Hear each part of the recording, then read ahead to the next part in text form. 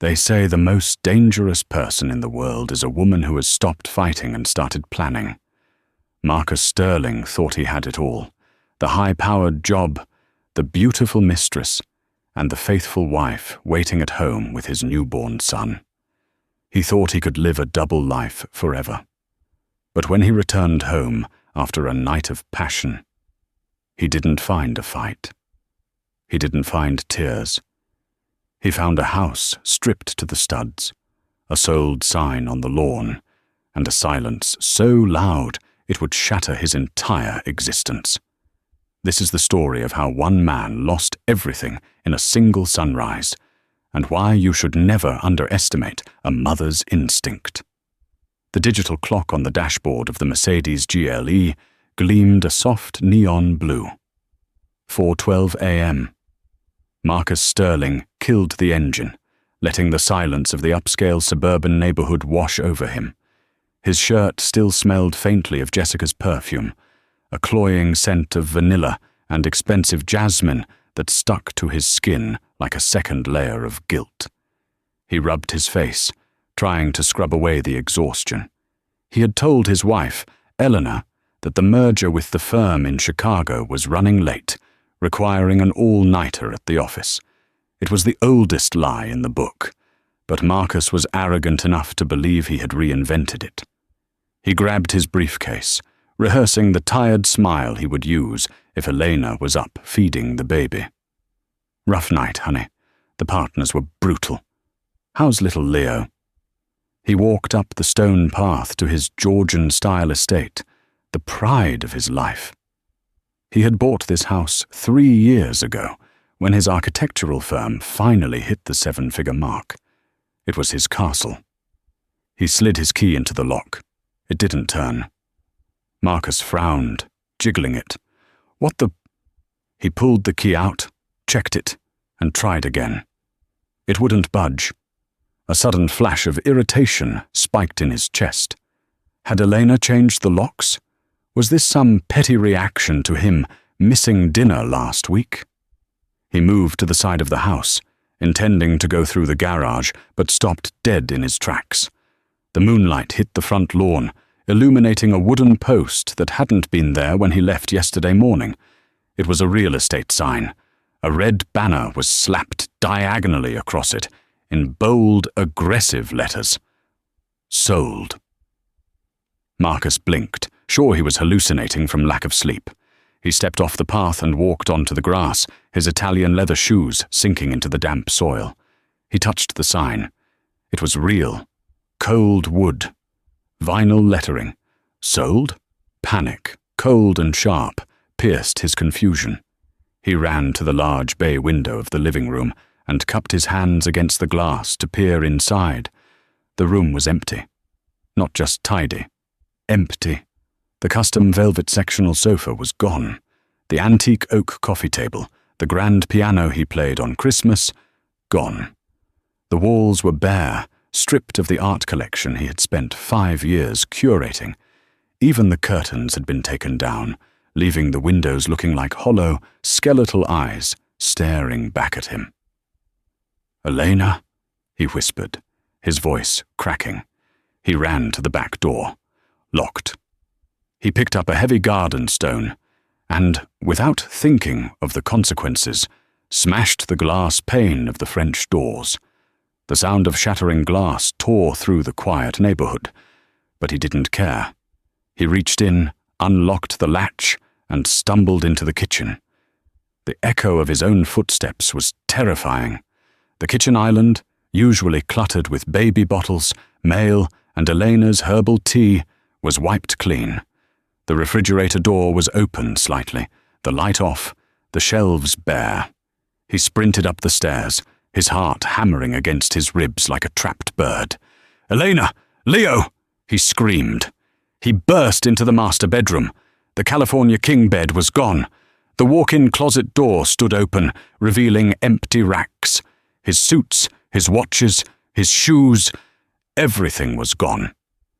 It was as if he had never lived there.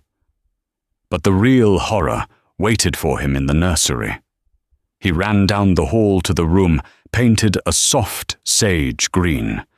He pushed the door open, bracing himself to hear the soft coo of his 3-month-old son, Leo. The room was a void. The crib was gone.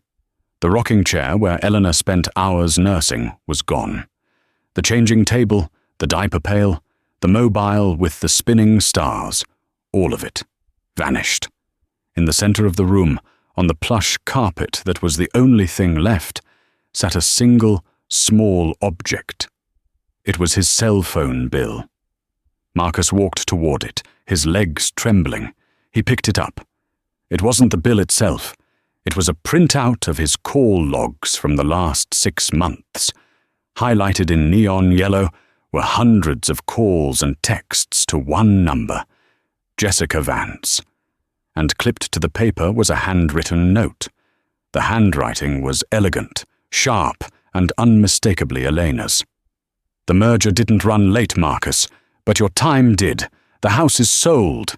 The assets are liquidated. The locks are changed. Don't look for us. You were too busy looking at her to notice I was packing. Marcus dropped the paper. The silence of the house wasn't peaceful anymore. It was a tomb. He pulled out his phone and dialed Elena. The number you have dialed is no longer in service. He dialed the house landline, realizing as he did so that the phone jacks had probably been ripped out of the wall. He dialed his lawyer, Arthur Penhaligon. It rang 4 times before a groggy voice answered. "Marcus, it's 4 a.m. "Arthur, where is my wife?" Marcus screamed, pacing the empty nursery. "Where is my son? The house is empty. There's a sold sign on the lawn." There was a long pause on the other end of the line. When Arthur spoke again, his voice was devoid of the usual friendly warmth. It was cold, professional, and pitying. "She triggered the clause, Marcus. You signed the post-nuptial agreement 2 years ago when you started the firm. Remember? The fidelity clause." That was just legal jargon. "It was a binding contract," Arthur said. "Proof of infidelity results in the immediate transfer of marital assets to the injured party to secure the welfare of the child. She sent me the evidence yesterday morning. Photos, texts, hotel receipts. It's ironclad." "You let her sell my house?" Marcus roared, veins bulging in his neck. "It wasn't your house, Marcus," Arthur said quietly. "Technically the deed was in her name because of your business liability. She sold it to a cash buyer yesterday afternoon. The funds are already offshore. Arthur, you have to stop this. I'm coming to your office." "Don't," Arthur said. "I no longer represent you. I represent Elena. And Marcus, if you try to approach her or Leo without a court order, she has a restraining order ready to file. Goodbye." The line went dead. Marcus stood in the center of the dark, empty nursery. The smell of fresh paint and baby powder was gone, replaced by the stale, dusty air of abandonment. He sank to his knees, the highlight on the phone bill glowing in the moonlight. He was homeless. He was alone, and the sun was just beginning to rise. To understand how a woman cleans out a 5,000-square-foot mansion in 12 hours, you have to understand Elena Sterling. Elena wasn't just a housewife, though Marcus often treated her like one. Before Leo was born, she was a logistics manager for a global shipping conglomerate. She knew how to move things. She knew how to organize chaos. And, most importantly, she knew how to spot a discrepancy in the manifest. 6 months prior, Elena had been doing the laundry. Marcus had left his jacket on the chair. Careless. He was getting arrogant. She found a receipt in the pocket. It wasn't for a hotel or a dinner. It was for a diamond tennis bracelet. Elena didn't own a tennis bracelet. She didn't scream. She didn't throw the vase across the room. She felt a cold, metallic taste in her mouth, like sucking on a penny. She put the receipt back exactly where she found it. That night, she cooked his favorite risotto. She listened to him complain about the partners at the firm. She smiled. She kissed him good night. And then, while he slept, she unlocked his phone. He had changed the password, but Marcus was a creature of habit. He used his graduation year, 1998. She found the texts, Jessica, the photos, the promises he made to this 24-year-old intern about leaving his boring life behind. Elena downloaded everything. She emailed the files to a secure, encrypted account. Then she put the phone back. The next morning, she didn't confront him. She initiated what psychologists call the grey rock method, but with a twist. She became the perfect, supportive wife, all while she was severing every tether that bound them together. She visited Arthur Penhaligon, the family lawyer. Arthur had been Marcus's father's friend, but he had a soft spot for Elena. More importantly, Arthur was a man of the law, and the post-nuptial agreement Marcus had signed, laughing, saying he'd never need to worry about it, was brutal. "If I execute this," Arthur had warned her, looking over his spectacles in his mahogany-panelled office, "it has to be nuclear, Elena. If you leave a crack in the door, he will wiggle through. He's a narcissist. He will try to destroy you." "I don't want to destroy him, Arthur," Elena had said, her hand resting on her pregnant belly. "I just want to ensure he doesn't destroy us." The plan took months. She slowly moved her personal heirlooms to a storage unit, claiming she was decluttering for the baby. She transferred her inheritance into a trust for Leo that Marcus couldn't touch. She monitored his schedule, waiting for the perfect window. That window opened when Marcus announced the Chicago merger trip. The moment his Mercedes pulled out of the driveway on that Tuesday morning, a fleet of 3 moving trucks pulled in from the opposite direction. Elena was a general on a battlefield. Living room to truck A, nursery to truck B. Everything in the office marked, "Marcus goes to the dump," she commanded. She had hired a liquidation firm to buy the furniture she didn't want. The house sale was a masterpiece of timing. She had listed it as a pocket listing, off-market, months ago. A wealthy tech CEO from Silicon Valley had been eyeing the property. She closed the deal via digital signature at 2 p.m. By 6 p.m., the house was a shell. By 8 p.m., she was at the private airfield. She looked down at Leo, sleeping soundly in his carrier. He had his father's nose, but he would have her strength. Her phone buzzed. It was Marcus. A text. "Landing in Chicago. Miss you both. Kiss Leo for me." She didn't reply. She pulled the SIM card out of her phone and dropped it into a trash can at the terminal. As she boarded the plane, she felt a phantom pain in her chest, the morning of the life she thought she would have. But as the engines roared to life, masking the sound of her own shaky exhale, she knew one thing for certain. Marcus wasn't coming home to a tragedy. He was coming home to a consequence. Marcus sat in his car until the sun was fully up. The sold sign mocked him in the daylight. Neighbors were starting to come out. People he had barbecued with. People he had impressed with his stories. He saw Mrs. Gable, the elderly gossip across the street, peering through her blinds. He couldn't face them. He reversed the car, peeling out of the driveway, and headed straight for the bank. He needed cash. He needed a hotel. He needed to hire a private investigator. He walked into the First National Bank branch with the confidence of a man who still believed this was a fixable error. He approached the teller, a young woman named Sarah, whom he had flirted with harmlessly in the past. "Marcus, good morning," she smiled, though she looked at his disheveled clothes with confusion. "Rough night?" "Something like that, Sarah. I need to make a withdrawal from the joint savings." "Sure thing." She typed on her keyboard. Her smile faltered. She typed again, harder this time. Then she frowned.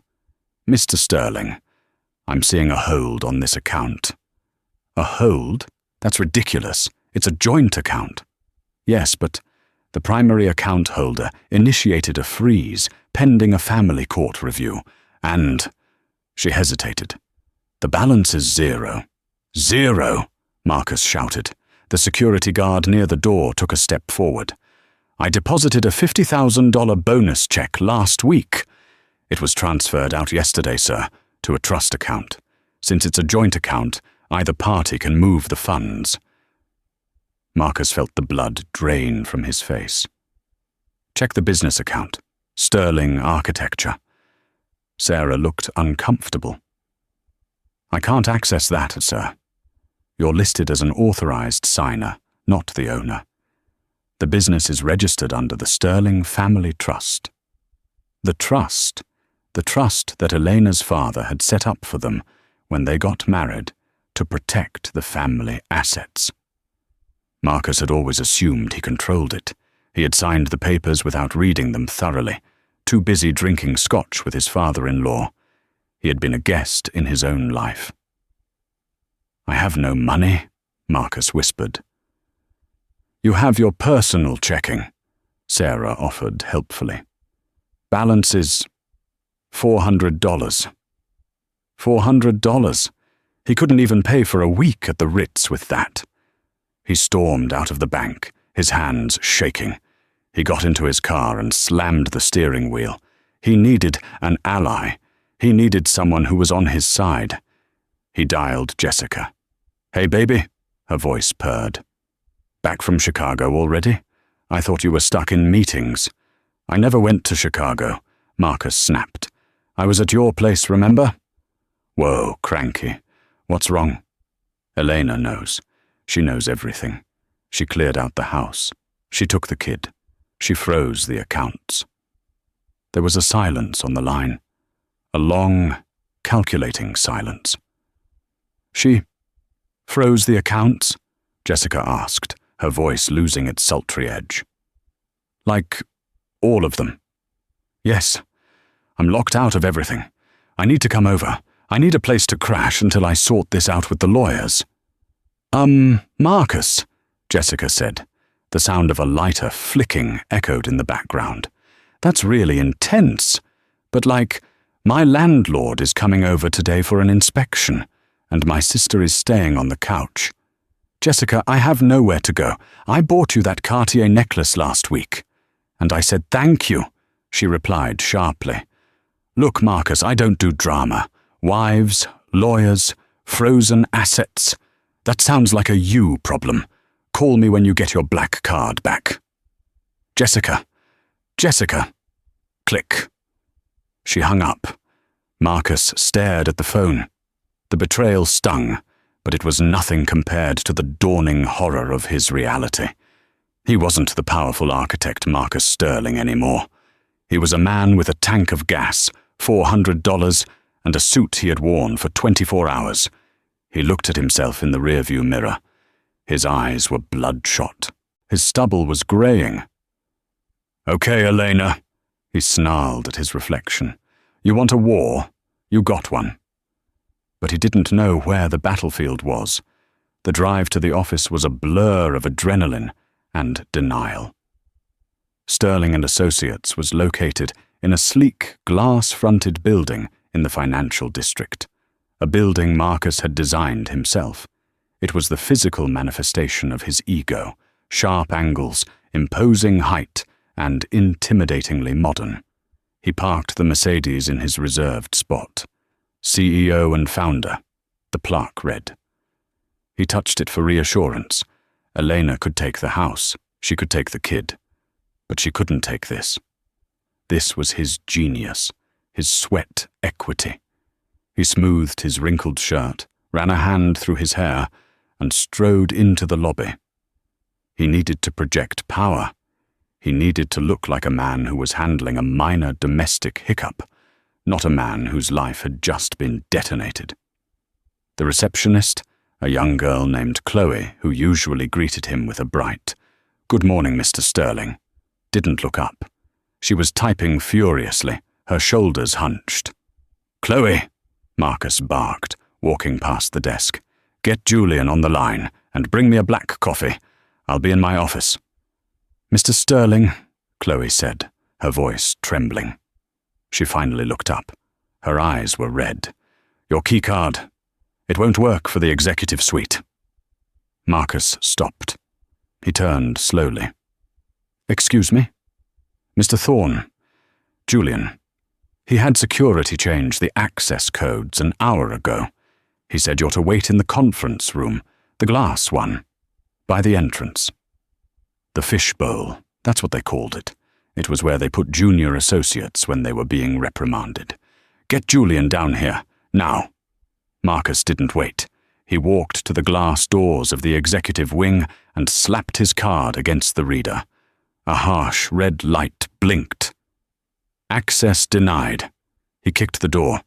"Julian, open this damn door!" The heavy oak door at the end of the hall opened. Julian Thorne, his business partner of 10 years, walked out. Julian was a man of few words, a structural engineer who made Marcus's artistic visions stand up to gravity. He was usually disheveled, covered in chalk dust or blueprints. Today he was wearing a suit. He walked to the glass door but didn't open it. He stood on the other side, looking at Marcus like one looks at a rabid animal in a cage. "Open it, Julian," Marcus warned, his voice low. "I can't do that, Marcus," Julian said, his voice muffled by the soundproof glass. He pressed a button on the intercom so they could speak. "The board convened an emergency meeting at 6 a.m. We voted." "The board? I am the board. I own 51% of this firm." "You owned 51%, Julian corrected. "But you leveraged 20% of your shares last year to cover your gambling debts in Vegas, remember? You thought nobody knew." Marcus froze. He hadn't told anyone about that. "And," Julian continued, pulling a file from under his arm, "the remaining 31% is held in the Sterling Family Trust, which, as of this morning, has been frozen due to pending litigation regarding gross moral turpitude." "Moral turpitude?" Marcus laughed, a hysterical barking sound. "I had an affair, Julian. Half the clients we work with have mistresses. Since when is this a church?" "It became a problem," Julian said, his eyes hard, "when you billed your mistress's expenses to the Miller account. The hotel in Chicago? The jewelry? You expensed it as client relations. That's embezzlement, Marcus. That's fraud." Marcus felt the floor sway. He had been sloppy. He thought he was untouchable. "Elena," Marcus whispered. "She sent you the books." "She sent us everything," Julian confirmed. "And she sent it to the Miller Group. They pulled the contract an hour ago. That was a $40 million project, Marcus. It's gone. We're doing damage control. Security is on their way up to escort you out." "You can't do this to me. I built this," Marcus screamed, slamming his fist against the glass. "You designed the facade, Marcus," Julian said, turning his back. "But the foundation was rotten." Two burly security guards appeared behind Marcus. One of them held a cardboard box. "Mr. Sterling," the guard said, offering the box. "Your personal effects from your desk. Please come with us." Marcus looked into the box. A framed photo of him and Elena from their wedding day lay face down on top of a stapler and a stress ball. He was escorted out of his own building, through the lobby where the interns stared and whispered, and onto the sidewalk. It started to rain again. He walked to his car, throwing the box into the passenger seat. He tried to start the engine. It sputtered and died. He looked at the dashboard. Remote immobilization active. Contact leasing agency. "No," Marcus groaned, hitting the steering wheel. "No, no, no." The lease was in the company's name. Julian had cut the car off. Marcus Sterling, the architect of the city skyline, sat in a bricked luxury SUV in the pouring rain, clutching a box of office supplies, with no home, no job, no money, and no way to move. He let out a primal scream that was swallowed by the indifferent city noise. Then he grabbed the photo of his wedding, smashed the glass against the dashboard, and wept. The Sunset Inn was a misnomer. There was no sunset, only the neon flickering of a pawn shop sign across the street, and it certainly wasn't an inn in the quaint sense. It was a roach motel off the interstate, the kind of place where people went to hide or to overdose. Room 114 smelled of stale cigarette smoke and industrial cleaner. Marcus sat on the edge of the sagging mattress, staring at the peeling yellow wallpaper. It had been 2 weeks. He had sold the Patek Philippe watch for $4,000, a fraction of its value, to a shady jeweler who knew Marcus was desperate. That money was his lifeline. He had spent the first 3 days drinking cheap whiskey, wallowing in a toxic mix of self-pity and rage. He drafted hundreds of texts to Elena, ranging from begging forgiveness to violent threats. He sent none of them because her number was still dead. He had tried to go to the police to report a kidnapping. "She's his mother, sir," the desk sergeant had said, looking at Marcus's unshaven face and rumpled suit with disdain. "And you have no custody agreement in place. She has every right to travel with her child. Unless you have proof she's endangering him." Marcus had nothing. On the 4th day, he sobered up. The rage crystallized into a cold, hard purpose. He didn't want forgiveness anymore. He wanted to win. He wanted his son. He opened the phone book. He didn't have a smartphone data plan anymore, and found a listing for a private investigator. Vince Moretti. "We find the unfindable." Vince met him at a diner. Vince was a small, wiry man, with grease stains on his tie, and eyes that darted around the room like a nervous sparrow. But he was cheap, and he was willing to work for cash. "So, the wife pulled a gone girl on you, huh?" Vince asked, chewing on a toothpick. "She kidnapped my son," Marcus corrected, sliding an envelope with $1,500 across the table. "I need you to find where she went. She used a private airfield, Teterboro. The flight logs are sealed." "Nothing is sealed if you know who to bribe," Vince grinned, pocketing the cash. "Give me 3 days." Those 3 days were an eternity. Marcus paced the motel room. He ate instant noodles made with tap water. He watched the local news on the grainy TV, half expecting to see a report about a missing socialite. But there was nothing. Elena had vanished without a ripple. When Vince finally called, Marcus ran back to the diner. Vince looked less cocky this time. He looked annoyed. "Your wife is good," Vince grunted, sliding a piece of paper across the sticky table. "She's really good." "Did you find her?" "I found the plane. It filed a flight plan for Zurich, Switzerland." Zurich? Marcus's heart sank. Switzerland. Non-extradition for certain civil disputes. Banking secrecy. "Yeah, but here's the thing," Vince continued. "The plane landed in Zurich, all right, but she didn't get off." "What?" "The manifest shows the plane landed empty. It was a decoy, Marcus. She filed a false flight plan. The plane made an unscheduled stop in Bangor, Maine, for refueling before crossing the Atlantic. Nobody got off in Zurich because she got off in Maine." "Maine?" Marcus frowned. "Why Maine? We have no connections in Maine." "Maybe that's the point," Vince said. "I tracked a rental car rented under her maiden name, Elena Vance." "No, wait. She used a different name. Elena Sterling is dead. She used a passport you probably didn't know she had. An Irish passport. Her grandmother was from Cork, right?" Marcus searched his memory. Elena had mentioned Irish heritage, but he never paid attention to her family history. It bored him. "Name on the rental was Elena O'Connell," Vince said. "She drove north, then the trail goes cold. She ditched the rental in a long-term parking lot at a bus station in Portland. From there, she could be anywhere. "She's in Maine," Marcus whispered. The realization hit him. She hates the cold. She hates the ocean. She always wanted to move to Arizona. "She went where you wouldn't look," Vince said. "Smart lady." "Find her," Marcus commanded. "That'll cost more," Vince said, tapping the table. "I need travel expenses. I need to bribe bus ticket agents. I need another $2,000. Marcus checked his wallet.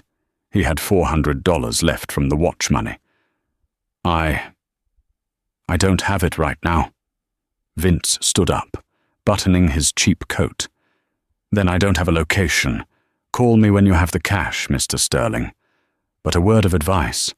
If a woman goes to this much trouble to hide, maybe you should let her stay hidden." Vince walked out. Marcus sat alone in the booth. He was close. He knew the state. Maine. He went back to the motel. He looked at his possessions. He had nothing left to sell, except one thing. He reached into the lining of his suit jacket. He pulled out a small velvet pouch. Inside was the diamond engagement ring he had bought for Jessica. He had planned to give it to her the night he returned from Chicago, to convince her to be patient while he figured out how to leave Elena. Jessica had never seen it. It was worth $10,000. He stared at the diamond. It represented everything he had done wrong: the greed, the lust, the stupidity. He walked to the pawn shop across the street. "How much?" Marcus asked the broker, a man behind bulletproof glass. The man squinted at it. "No papers, no receipt." "It's an heirloom. I'll give you $2,000. Cash. It's worth 10. Take it or leave it, pal. You look like you need a hot meal." Marcus took the money. He didn't call Vince. He didn't trust Vince. He packed his single duffel bag. He walked to the Greyhound station. He bought a one-way ticket to Portland, Maine. 3 months passed. Winter in Maine was a physical assault. The wind coming off the Atlantic felt like razor blades. Marcus had never known cold like this. In his previous life, cold was something he observed from behind triple-paned glass while sipping a brandy by the fireplace. Now, it was a constant companion. He was living in a boarding house in Portland, sharing a bathroom with a fisherman and a retired line cook. He had grown a beard, not a stylish designer stubble, but a thick, unkempt mask that hid his face. He had lost weight.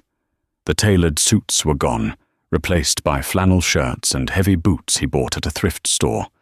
He went by the name Mark Stone. He worked odd jobs, day labor, unloading fishing trawlers at the docks. It was brutal, back-breaking work. His architect's hands, once used to holding fine drafting pens, were now blistered and calloused. But the physical pain was a distraction from the mental agony. Every night, he sat in the local library, using the free public computer. He became a digital ghost hunter. He scoured real estate listings in every small town in Maine. He looked for property sales that matched Elena's pattern: cash buys, quick closings, secluded locations. He searched for Elena O'Connell. Nothing. He searched for birth announcements. Nothing. He was losing hope. Maybe Vince was wrong. Maybe she really was in Zurich. Maybe she was in Arizona. Then, on a Tuesday in November, he made a mistake that turned into a miracle. He was looking at a local community blog for a town called Bar Harbor. It was a tourist trap in the summer, desolate in the winter. The blog was covering a local winter solstice craft fair. He was scrolling past pictures of homemade jams and knitted scarves, his eyes glazing over. Then he stopped. Photo Daruja 42. In the background of a picture focusing on a woman selling beeswax candles, there was a figure walking away from the camera. A woman in a thick grey wool coat.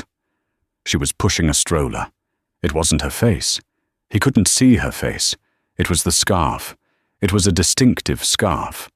Cashmere, patterned with a specific tartan design. The Sterling family tartan. Marcus's mother had knitted it for Elena the Christmas before she died. Elena had always said it was too itchy, that she would never wear it. But here she was, wearing it. Maybe for warmth. Maybe for comfort. Or maybe because she thought nobody in this God-forsaken frozen corner of the world would know what a sterling tartan looked like. Marcus zoomed in until the pixels blurred. The stroller was high-end, a bugaboo. The way she walked, head high, shoulders back, a purposeful stride. It was her. He felt a surge of electricity that almost knocked him out of his chair. "Got you," he whispered. He spent his last paycheck on a bus ticket to Bar Harbor. He arrived as a snowstorm was rolling in. The town was shuttered, the grand summer cottages boarded up against the winter. He found a cheap room above a tavern near the water. He spent a week watching. He didn't know where she lived, so he watched the choke points. The grocery store, the pharmacy, the post office. On the 5th day, he saw her. She was coming out of the island grocer. She looked different. Her hair, usually highlighted and blow-dried to perfection, was darker, pulled back in a practical messy bun. She wore no makeup. She looked tired, but peaceful. She was carrying a bag of groceries in one arm and holding Leo against her chest with the other. Leo was big now. He was sitting up, looking around with bright eyes. He wore a blue hat with bare ears. Marcus stood across the street, hidden in the doorway of a closed souvenir shop. His heart hammered so hard he thought he might have a heart attack. He wanted to run across the street. He wanted to grab her. He wanted to scream, "That's my son!" But he froze. A man walked up to her. He was tall, wearing a rugged parka and carrying a stack of firewood. He wasn't a rich suit. He looked like a local, a carpenter, maybe, or a lumberjack. He smiled at Elena, a warm, familiar smile. Elena smiled back. It was a genuine smile, one Marcus hadn't seen in years. The man reached out and tickled Leo under the chin. Leo laughed. The sound carried across the snowy street, piercing Marcus's soul. The man took the grocery bag from Elena. He put his other hand on the small of her back. They walked together, toward a beat-up Subaru Forester parked at the curb. Marcus felt a nausea so violent he had to lean against the brick wall. Who was he? It had only been 4 months. Had she replaced him already? Or a darker thought crept in. Had she been planning this part too? Was this man part of the escape plan? Marcus watched them drive away. He memorized the license plate. He wasn't just fighting for his son anymore. He was fighting a ghost from a life he didn't even know she had. He pulled his collar up against the snow. He wouldn't confront her in the street. That was sloppy. That was the old Marcus. The new Marcus, the one forged in the freezing docks of Portland, would wait. He would find where they lived, and he would take back what was his. He followed the tire tracks in the fresh snow. The tire tracks led 5 miles out of town, winding up a narrow logging road, flanked by dense pines, heavy with snow. The Subaru Forester had struggled up the incline, its treads leaving deep, churned-up scars in the white powder. Marcus walked in them, his boots slipping on the ice hidden beneath. The cold was a physical weight now. It sat on his chest, making every breath a labor. But the fire in his gut, the toxic mix of rage, entitlement, and a twisted sense of fatherhood, kept him moving. He smelled the wood smoke before he saw the house. It wasn't a mansion. It was a cabin, a sturdy A-frame structure made of cedar, with a wraparound porch and a stone chimney puffing grey smoke into the twilight sky. It looked warm. It looked like a home. Marcus crouched behind a snow-covered woodpile, his breath misting in the air. He watched. Through the large front window, he could see the golden glow of the interior. He saw Elena walking back and forth, rocking Leo. She looked content. She looked safe. Then the back door opened. The man, the one from the grocery store, stepped out onto the porch. He was wearing a flannel shirt with the sleeves rolled up, despite the freezing temperature. He grabbed an axe leaning against the railing and walked down the steps toward the woodpile where Marcus was hiding. Marcus held his breath, pressing himself flat against the dark side of the logs. The man stopped 10 feet away. He set a log on the chopping block. Thwack. The sound of the axe splitting the wood was like a gunshot in the silent forest. Thwack, thwack. Marcus studied him. He was younger than Marcus, maybe late 20s, muscular, but in a functional way, not a gym-sculpted way.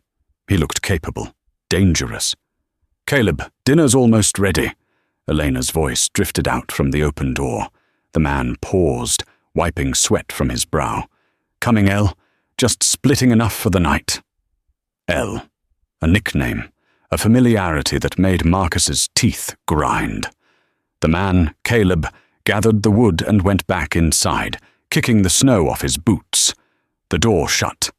The lock clicked. Marcus waited. He needed to know the layout. He circled the cabin like a predator. He found the fuse box on the side of the house. A cruel smile touched his cracked lips. He didn't want to just knock. He wanted to terrify. He wanted them to feel a fraction of the helplessness he had felt standing in his empty nursery. He waited until the lights in the kitchen went out and the glow moved to the living room. They were settling in. Marcus reached into the fuse box and yanked the main breaker. The cabin plunged into darkness. Inside, he heard a gasp. Then, the man's voice. "Power's out. Probably the wind. I'll go check the generator." "Be careful," Elena said. The back door opened again. The beam of a flashlight cut through the snow. Caleb stepped out, heading toward the shed in the backyard where the generator likely was. This was it. While Caleb was distracted in the backyard, Marcus moved to the front. He tried the door. Locked. He looked at the window. He didn't want to break it and let the cold in on Leo. Some twisted paternal instinct still remained. So he used a credit card, an expired one, the only plastic he had left, to shimmy the lock on the older, wooden frame. It was a trick he had learned from a contractor years ago when they got locked out of a job site. The lock tumbled. The door creaked open. Marcus stepped inside. The heat hit him first. It smelled of pine, cinnamon, and roasting chicken. It smelled like the life he had thrown away for a cheap thrill in a hotel room. "Caleb?" Elena's voice came from the darkness of the living room. "Did you fix it already?" Marcus didn't speak. He closed the door behind him and locked it.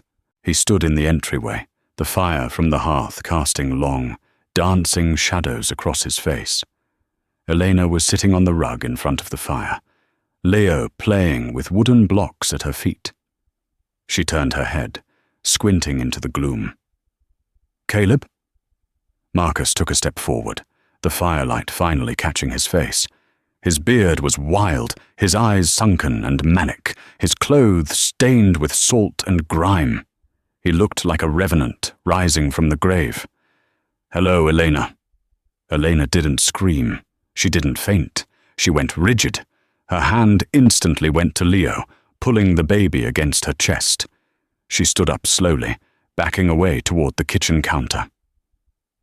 "Marcus," she whispered. Her voice wasn't fearful. It was filled with a profound, weary sadness. "How?" "You think you could hide my son from me?" Marcus rasped, his voice rough from disuse. "You steal my house, my money, my life, and you think I wouldn't come for him?" "I didn't steal anything," Elena said, her voice trembling slightly but gaining strength. I took what was legally mine. You signed the papers, Marcus. You broke the contract." "To hell with the contract," Marcus roared, stepping closer. "I am his father." "You're a stranger," Elena spat. "You haven't held him since he was 2 weeks old. You missed his first smile because you were working late with Jessica. You missed his first fever because you were at a casino. You aren't a father, Marcus. You're a donor." "Shut up!" Marcus lunged, grabbing a heavy iron poker from the fireplace tool set. He didn't want to use it, but he needed to feel powerful. "Give him to me. We're leaving." "Leaving?" Elena let out a sharp, incredulous laugh. "Look at you, Marcus. You're homeless. You're unhinged. Where are you going to take him? Under a bridge?" I have plans," Marcus stammered. "I'll rebuild. But I need my son." "You don't need a son," Elena said softly. "You need a possession. You need to win. That's all this is to you. A game you lost." "Give him to me." Marcus stepped within arm's reach. Leo, sensing the tension, began to wail. Elena clutched the baby tighter, turning her body to shield him. "No." Marcus reached out, his dirty hand grasping Elena's shoulder. "I said, give me the—" Suddenly, the front door exploded inward. It wasn't unlocked. It was kicked in. The wood splintered, sending shards flying across the room. Marcus spun around, raising the poker. Caleb stood in the doorway. He wasn't holding firewood anymore. He was holding a pump-action shotgun. The flashlight beam attached to the barrel blinded Marcus. "Drop it," Caleb ordered. His voice was calm, terrifyingly steady. Marcus hesitated. "This is my wife. This is my son." I said, "Drop it." Caleb racked the slide. Click-clack. The sound was universal. It cut through Marcus's rage and tapped directly into his survival instinct. The poker clattered to the floor. "Hands on your head. Knees. Now." Marcus slowly sank to his knees. The adrenaline was fading, replaced by the crushing exhaustion of the last 3 months. Elena exhaled, a long, shuddering breath. "It's okay, Leo. It's okay." Marcus looked up at the man holding the gun. "Who are you?" he snarled. "Her boyfriend? You think you can take my place?" Caleb kept the gun trained on Marcus's chest, but glanced at Elena. "Boyfriend? That's rich." Elena walked over to Caleb, placing a hand on his arm. "He doesn't know, Caleb. He never asked." Marcus looked between them. The eyes. They had the same eyes, the same shape of the nose. "He's not my boyfriend, Marcus," Elena said, looking down at her ex-husband with pity. "He's my brother." Marcus blinked. You don't have a brother. You said you were an only child." "I said I was estranged from my family," Elena corrected. "Because my father was an alcoholic and my mother was sick. Caleb was in the Marines. He was deployed for the first 3 years of our marriage. When he got back, you were too busy building your empire to care about meeting my white trash family. Remember? You told me not to invite them to the Christmas party because they wouldn't fit in." Marcus felt the memory hit him. He had said that. He had dismissed her entire history because it didn't fit his aesthetic. "Caleb has been living in the guest house for 2 months, Elena said, helping me fix this place up, protecting us. From you." Marcus slumped. The humiliation was total. He hadn't been replaced by a lover. He had been defeated by the family he was too arrogant to acknowledge. "The police are on their way," Caleb said. "Silent alarm. I triggered it from the shed when the lights went out." "No," Marcus whispered. "No police, please. Elena, don't do this." Elena looked at him. For a second, he saw the woman who used to love him, the woman who had straightened his tie before his first big pitch. "I'm not doing this, Marcus," she said quietly. "You did this. You drove here. You broke in. You threatened us. You wrote this ending yourself. The ride in the back of the sheriff's cruiser was a blur of flashing red and blue lights reflecting off the snow. Marcus watched the cabin disappear into the distance, a warm, glowing dot in a vast, cold darkness. He was charged with breaking and entering, stalking, and assault with a deadly weapon. Because he had crossed state lines to commit the crime, the federal authorities got involved. The legal hammer that Arthur Penhaligon had warned him about didn't just fall, it pulverized him.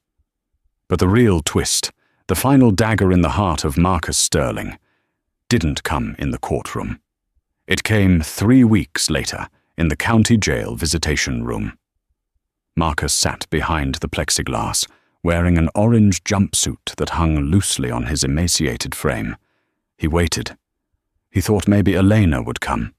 Maybe she would offer a plea deal. Maybe she would let him see a picture of Leo.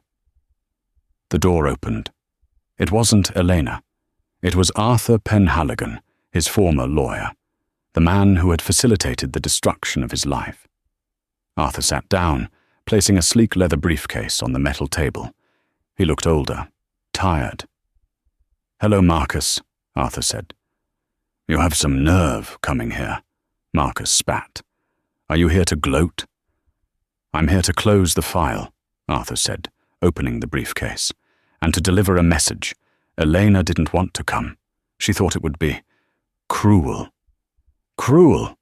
She ruined me." Arthur sighed, taking off his glasses and cleaning them. "Marcus, there is something you need to know. Something that wasn't relevant until you tried to claim custody." Arthur slid a document against the glass. It was a medical report. "What is this?" "2 years ago," Arthur began, "when you and Elena were trying to conceive, you went to a fertility clinic. You remember?" "Yeah. We did the tests. The doctor said we were fine." "The doctor told Elena she was fine," Arthur corrected. "He told you that you had a low count, but it was possible. But that wasn't the whole truth." Marcus stared at the document.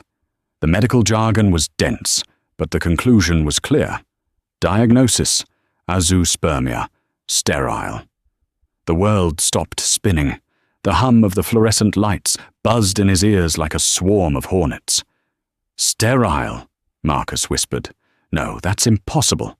Leo is my son." Arthur looked at him with a gaze that wasn't malicious, but deeply sorrowful. "Elena wanted a child more than anything. You were indifferent. You were busy. You were cheating. She knew the marriage was dying even then, but she wanted to save it. She thought a child would bring you back. Whose is it?" Marcus's voice broke. "Who is the father?" "An anonymous donor," Arthur said. "From the clinic. She did it to save your ego, Marcus. She knew if she told you that you couldn't give her a son, you would crumble. Your narcissism wouldn't handle it. So she underwent the procedure, got pregnant, and let you believe it was your miracle." Marcus sat frozen. The memories of the pregnancy flashed back. Elena's secretive doctor appointments, her vague answers, and when Leo was born, Marcus had bragged to everyone about the Sterling genes. "Look at that chin," he had said. "A true Sterling." It was all a lie constructed to protect his fragile masculinity. "She loved you enough to lie for you," Arthur said, putting the paper back. "She wanted a family with you, even if the biology wasn't yours. But then, you found Jessica. You started funneling money. You stopped coming home." Arthur stood up. "Leo isn't your son, Marcus. Not biologically. And after what you did at the cabin, he never will be legally. The judge granted the permanent restraining order this morning, and since you have no biological claim, your parental rights have been terminated. 0%. Marcus couldn't breathe. It felt like his lungs had turned to glass and shattered. Why? Why tell me now? Marcus asked, tears streaming down his face. Why not just let me rot thinking he was mine? Because, Arthur said, pausing at the door. Elena wanted you to know that you didn't lose your son because of the divorce. You never had him. You lost the privilege of being his father, and that was a choice you made every single day you chose yourself over them. Arthur knocked on the door for the guard. Goodbye, Marcus. The door closed. Marcus Sterling sat alone in the sterile grey room. He looked at his hands, the hands that had built skyscrapers, the hands that had signed the checks for the Mistress, the hands that had held a poker to his wife's face. He had chased a ghost across the country. He had fought a war for a legacy that didn't exist. He closed his eyes. In the darkness of his mind, he saw the sold sign on the lawn one last time. He realized now that the house wasn't the only thing that had been sold. He had sold his soul, piece by piece, for years. And now, the bill had finally come due. He put his head in his hands, and for the first time in his life, he didn't scream. He didn't rage. He simply sat in the silence he had built, brick by brick. Marcus Sterling spent the next 5 years in a federal correctional facility. He never saw Elena or Leo again. Elena remarried. A quiet man. A local teacher in Maine who taught Leo how to fish and how to treat a woman with respect. It's a brutal lesson, but a necessary one. A house is made of walls and beams, but a home is built on trust. Marcus thought he was the architect of his life, but he forgot the most important rule of construction. If the foundation is built on lies, the collapse is inevitable. And sometimes, the people we think are weak are just holding up the weight of our secrets until they finally decide to let go. What do you think? Did Marcus deserve to lose everything, or was Elena's secret about the baby too cruel? Let me know in the comments below. If you enjoyed this story of justice and karma, please hit that like button. It really helps the channel. Don't forget to subscribe and ring the bell so you never miss a story. Thanks for watching, and see you in the next video.